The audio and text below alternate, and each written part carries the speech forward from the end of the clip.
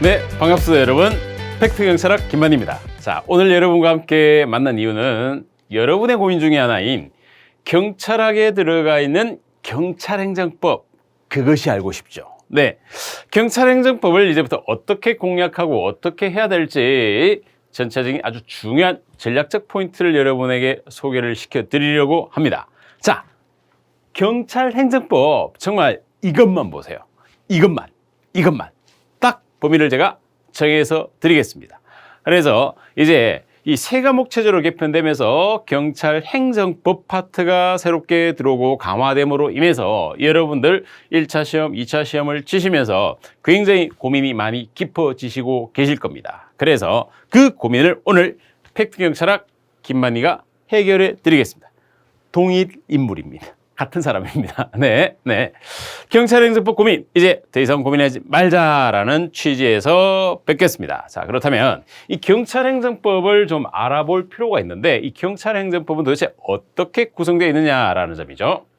자, 경찰행정법은 기본적인 파트로 어떻게 구성되냐면 경찰행정법의 이 기초라는 파트가 있습니다. 즉, 행정법 법치원리라고 대표되는, 물론 이런 세부적 상황들은 팩트경찰학 기본 강의와 기출문제풀이 강의에서 또 자세히 누구나 알 수 있도록 아주 쉽게 설명을 드릴 겁니다만, 오늘은 개요 차원에서 이 기초, 법의 기초입니다. 결국 법의 기초. 이 경찰행정법에서 경찰을 떼고 행정법의 기초라고 보실 수가 있죠. 그리고 또 하나의 파트가, 그럼 경찰은 어떠한 조직 체계를 갖고 있느냐? 바로 이 경찰 조직과 관련되는 법들이 있습니다. 가장 대표적으로 볼 수 있는 것이 국가경찰과 자치경찰에 관한 조직법, 국자법이라고 부르죠. 이러한 법들을 토대로 해서, 물론 법뿐만 아니라 시행령들도 있습니다. 이러한 체계 속에 있는 거죠. 우리가 보통 법이라고 했을 때 이 법 그 자체만으로 끝나는 것이 아니라 법 아래 명령이라고 불려지는 명령이 있고, 요걸 좀 더 세부적인 규칙으로서 또 세부화시켜 놓고 시행령이라든가 이런 체계, 요게 우리가 갖고 있는 법 체계입니다. 사실은 이런 거죠. 물론 제일 위에는 헌법이 있겠지만 이런 체계죠. 그래서 보통 법이라고 했지만 요것만 하는 것이 아니라 명령과 필요하다면 시행령까지, 이러한 체계까지를 우리가 함께 행정법이라는 영역에서 같이 봐줘야 됩니다. 네, 그 범위에 대한 부분들은 강의에서 충분히 볼 것과 보지 말아야 될 것들을 제가 정리를 해드릴 테니까 고민하지 않으셔도 됩니다. 자, 경찰행정법은 그래서 경찰행정법의 기초적인 부분들, 기본적인 부분들, 그리고 경찰 조직법 파트, 그리고 또 하나 작용법, 대표적인 것이 이제 경찰관 직무집행법이 있습니다. 직무를 수행할 때 필요한 법, 물론 그 법에 따라 시행령들이 또 나오겠지만, 이러한 것들 조직은 짜여지고 작용을 하고, 그리고 또 하나 경찰 작용과 관련되어서 국민들의 권리를 구제하기 위한 구제에 관한 법 등, 사실 기본적으로는 기초 조직 작용 구제지만 여기에 아주 중요한 요소가 하나 더 있습니다. 이것 이외에 등, 실제 경찰청에서도 공식적인 경찰행정법의 범위에 대해서 어떻게 이야기하고 있냐면 이 등을 토대로 해서 기타 여러 가지가 갈 수 있다. 여기가 과연 어디까지 갈 것인가에 대해서 이제 출제자들 사이에서도 사실 완벽한 합의가 이루어져 있지 않습니다. 그래서 의무이행 확보라든가, 그렇다면 행정행위, 경찰행정행위와 관련된 하명이라는 게 있는데, 이러한 작용들, 뭐 하명이라든가 허가라든가 면제 같은 것들 기본 이론들 다 배웁니다. 이런 것들에 대한 등의 범위를 어디까지 갈 것인가, 즉 이걸 우리가 9급, 7급 공무원 시험에 있는 행정법 파트처럼 세분화시켜서 이까지 갈 것인가에 대한 논의가 경찰청도 명확하게 제시를 하지 않고 출제자들 사이에도 정확하게 이루어져 있지가 않습니다. 이게 이제 우리의 고민이죠. 그러나 확실한 것은 이번 2차 시험 같은 경우에 일반 경찰학을 전공하신 출전 2분에다가 경찰법을 전공하신 출전 2분에다가 경찰법 파트, 행정법 파트를 더 한 분 더 요청해서 총 5명으로 구성하려고 했었습니다. 이미 지나간 팩트들이니까 말씀을 드려도 되겠죠. 자, 그러했었는데 결국 한 분을 제외하고 둘 체계로 갔었는데, 이 경찰행정법 파트가 전체 우리 경찰학에서 차지하는 비중이 35% 정도를 비중을 둡니다. 비중의 전체 경찰학에서 35% 정도를 차지하고, 그리고 또 하나 경찰학 이론들, 경찰 행정이라는 파트가 있는데 경찰 행정 파트가 비중으로 본다면 대략 한 15% 정도가 되고, 또 하나가 있는데 이것 이외에 기본적인 경찰 이론과 관련되는 경찰학의 기초이론이죠. 경찰학의 기본 기초 이론 파트, 이러한 것들이 대략 한 30% 정도의 출제 비중. 이건 경찰청이 가이드라인으로 딱 제시하고 있는 수치들입니다.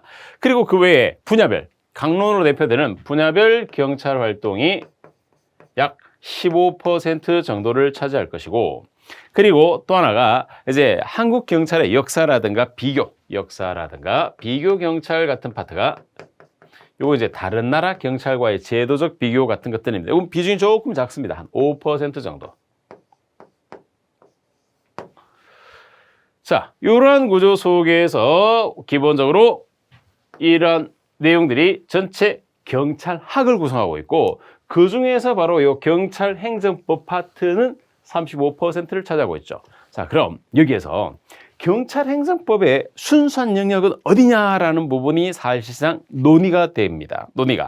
경찰행정법의 순수한 파트를 과연 어느 정도까지 갈 것인가에 대한 것들인데, 그것은 경찰행정법에서 본다면 경찰공무법, 경찰조직법, 그리고 이러한 기타 사항들이 기존에는 안 나왔느냐? 나왔었습니다.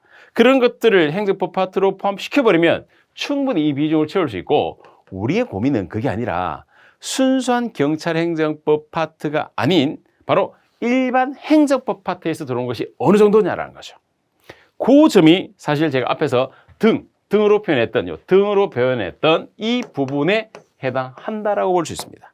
자, 그래서 여러분, 경찰행정법은 기본적으로 기초이론, 조직법, 자영법, 구제법은 간다. 그러나 여기에서 어느 정도, 즉 문항수가 얼마나 늘어날지는 이제부터 그 등에 해당하는 이 부분들이 어느 정도 들어갈지에 대해서는 이제 추세와 추이를 살펴보면서 여러분의 학습량을 좀 조절할 필요가 있습니다. 그걸 여러분이 하는 것이 아니라 강사인 제가 합니다. 그 기준을 정확하게 시험 대비해서 알려드릴 겁니다. 아셨죠? 자, 그래서 내용적인 부분은 이렇지만은, 그래서 너무 오버해서 완전히 공무원 9급 행정법, 7급 행정법처럼 갈 필요도 없고, 그렇다고 해서 행정법 완전히 난 몰라, 안 보겠다 라고 할 필요도 없고, 적정성을 지키시면 됩니다. 그 적정성에 대한 부분이 있는 거죠. 네, 바로 그 적정성입니다. 그래서 가장 고민되는 이 수험 범위를 어디까지 갈 것인가 라고 했을 때, 명확하게 행정법의 이론에 해당하는 파트들이 있습니다. 이론. 자, 그래서 행정법의 기초, 조직은 어떠하다, 작용에 대한 원리는 어떻게 작용되다, 법칙과의 원리에서, 그리고 국민의 권리는 구제는 어떻게 할 것이다 라는 이런 이론을 토대로 해서 거기에 따른 법조문, 행정법은 법조문의 근거가 굉장히 중요합니다. 그리고 판례.